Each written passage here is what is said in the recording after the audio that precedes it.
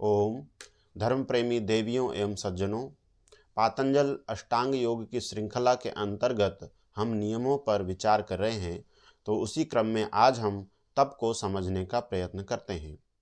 तप शब्द से सामान्यतः हम जो अर्थ लेते हैं कि दुखों को, कष्टों को सहन करना तप कहलाता है। और तप शब्द में जो धातु है वो तप है, अर्थात तप संतापे धातु से ही तप बना है। चूंकि हम योग दर्शन के आधार पर विचार कर रहे हैं, तो हम योग दर्शन के आधार पर देखते हैं कि तप को क्या, किस रूप में बताया गया है, तप की परिभाषा क्या है। तो जहाँ पर नियमों की परिभाषा महर्षि पतंजलि जी ने योग दर्शन में दी, तो उसी नियमों की जो व्याख्या है महर्षि वेदव्यास जी अपने व्यास भाष्य में करते हुए लिखते हैं, तपो द्वंद्व सहनम, अर्थात द्वंद्वों का सहन करना ही तप है। और द्वंद्व क्या होते हैं तो वो आगे बताते हैं कि द्वंद्वश्च जिघत्सा पिपासे शीतोष्णे स्थानासने काष्ठ मौन आकार मौने च, अर्थात भूख प्यास, सर्दी गर्मी, बैठना खड़े होना, काष्ठ मौन और आकार मौन। काष्ठ मौन अर्थात शरीर से अनावश्यक चेष्टाएं न करना, संकेत आदि न करना। आकार मौन अर्थात वाणी से प्रयोग, संकेत न करना, वाणी का व्यवहार न करना। और तप के अंतर्गत कुछ कर्म बताए गए हैं। वो कह रहे हैं कि व्रतानि च येषाम यथा योगम कृच्छ चांद्रायण सांतपनादीनि, अर्थात कुछ व्रत हैं जो कि तप के अंतर्गत आते हैं। कृच्छ अर्थात बहुत कठिन व्रत कुछ बताए गए हैं, जिसमें कि चांद्रायण आदि व्रत हैं। चांद्रायण अर्थात अमावस्या के बाद से जब शुक्ल पक्ष से मास प्रारंभ होता है, तब वहाँ से एक निवाला, एक ग्रास, और अगली तिथि को, द्वितीया को दो ग्रास, ऐसे ऐसे बढ़ाते बढ़ाते पूर्णिमा के दिन 15 ग्रास, और पुनः कृष्ण पक्ष में एक एक ग्रास कम करते हुए और अमावस्या को पूर्ण निराहार रहना। इस तरह का जो व्रत होता है उसको चांद्रायण व्रत कहते हैं। तो ये यहाँ पर व्रत को बताया गया। तो यहाँ पर कहा गया है कि द्वंद्वों का सहन करना, भूख प्यास, सर्दी गर्मी, हानि लाभ आदि, इन द्वंद्वों को सहन करना तप कहलाता है। तो क्या किसी भी प्रकार से इन द्वंद्वों को सहन करना तप कहलाएगा?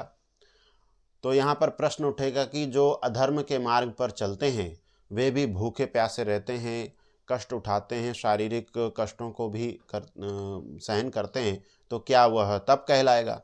तो इसका उत्तर है कि वह तप नहीं कहलाएगा।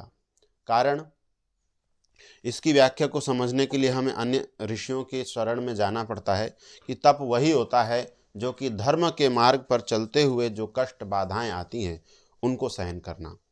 यहाँ पर महर्षि दयानंद जी का भी यही भाव है। और इस पुस्तक की व्याख्या करते हुए हमारे गुरुवर पूज्य स्वामी सत्यपति परिव्राजक जी लिखते हैं कि धर्माचरण करते हुए हानि लाभ, सुख दुख, मान अपमान, सर्दी गर्मी, भूख प्यास आदि को शांत चित्त से सहन करना तप है। जिन उत्तम कार्यों को करने से स्वयं का और अन्यों का दुख दूर होता है और सुख की प्राप्ति होती है, उनको करते रहना और न छोड़ना धर्माचरण है। तो धर्म के मार्ग पर चलते रहना तप कहलाता है। जो चोर होते हैं, अथवा आप देख लेंगे जो आतंकवादी समुदाय हैं, गिरोह हैं, या जो नक्सलवादी होते हैं, इस तरह के जो लोग होते हैं वो कितने ही जंगलों में रहते हैं, बीहड़ में रहते हैं, कोई विशेष सुख सुविधा नहीं होती, भोजन नहीं होता है, वो भी बहुत कष्ट सहन करते हैं। लेकिन उनका उद्देश्य गलत है, उनका आचरण गलत है, वो अधर्म कर रहे हैं, पाप कर रहे हैं, इसलिए वो जो कष्टों का सहन कर रहे हैं वह तप नहीं है। और ठीक है, धर्माचरण न करते हुए क्या यूं ही कुछ भी मान्यता रखते हुए शरीर को अनावश्यक कष्ट देना तप कहलाएगा या नहीं? आप लोगों ने देखा होगा कि पंचाग्नि तप के नाम से कुछ तप प्रसिद्ध है, जिसमें कि कुछ साधु लोग चारों तरफ अग्नि जला लेते हैं, शरीर में भस्म लगा लेते हैं, और ऊपर से चारों तरफ अग्नि हो गई और ऊपर से सूर्य का ताप। तो इस प्रकार से पंचाग्नि तप वह माना जाता है, और उसमें वो तपते हुए अपने आप को बहुत बड़ा तपस्वी मानते हैं। तो यह वास्तव में तप के अंतर्गत नहीं आ रहा है, आएगा, क्योंकि इससे कोई भी धर्माचरण नहीं हो रहा है। पंचाग्नि तप को यदि समझना है तो जो श्रौत ग्रंथों के जानकार कर्मकांड के विद्वान लोग हैं उनका यह मानना है, वे कहते हैं कि पंचाग्नि तप अलग ही कर्म है। पंचाग्नि तप वास्तव में गृहस्थी के द्वारा होता है।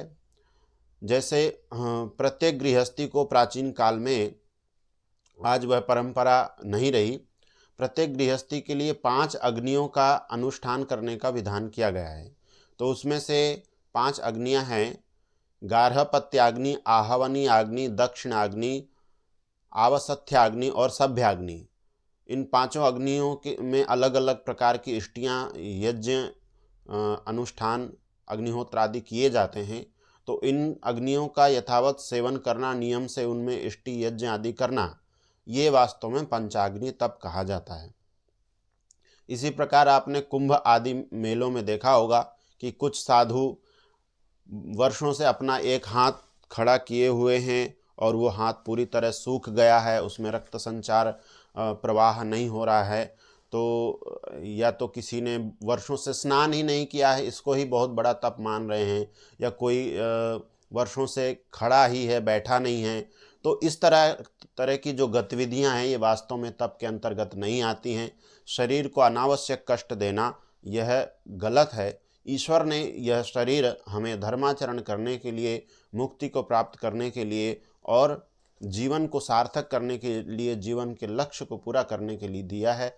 और इस शरीर को अनावश्यक रूप से कष्ट देना यह भी ईश्वर की आज्ञा का, या कहें कि ईश्वर के द्वारा दिए गए इस उपहार का अपमान है, ईश्वर का अपमान है।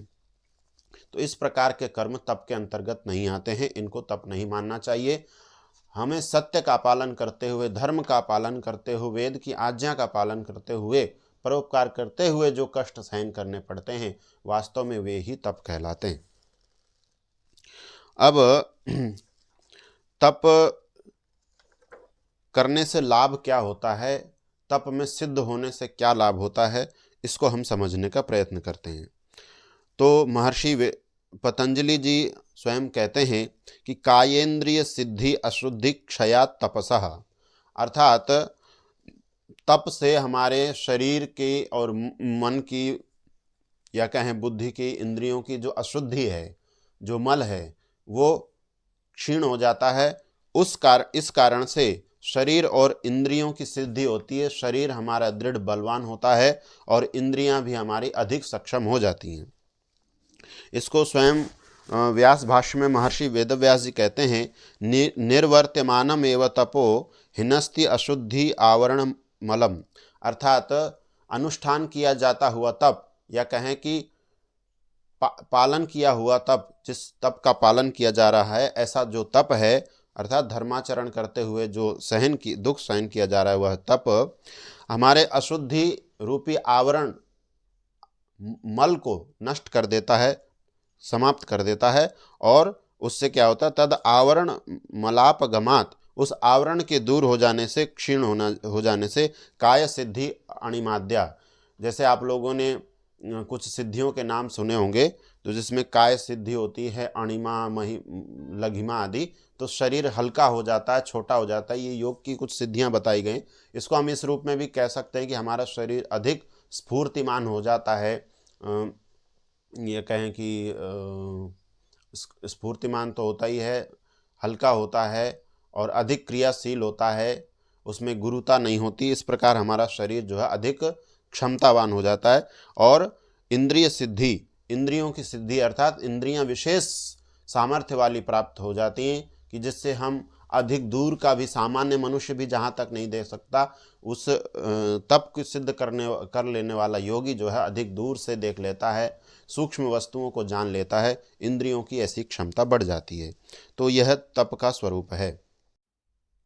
इसीलिए यथासंभव हमें तप का अनुष्ठान अवश्य करना चाहिए, क्योंकि जिसके जीवन में तप होता है वही जीवन में कुछ विशिष्ट उन्नतियों को प्राप्त करता है, बड़े लक्ष्यों को पूरा करता है और धर्म के मार्ग पर चल पाता है।